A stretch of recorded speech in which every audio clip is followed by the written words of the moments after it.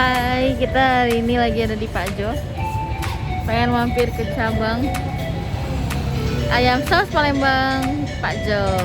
Lokasinya ada di Simpang 4 Pak Jo, sebelah outlet Best Meat. Nah, di sini emang susah nyari parkir karena padat banget, rame banget. Bisa makan di dalam. Ketemu sama Mimin Hepring. Dan Mimin tuh suka ngeliatin koki-kokinya masak. Udah kayak nontonin live MasterChef aja.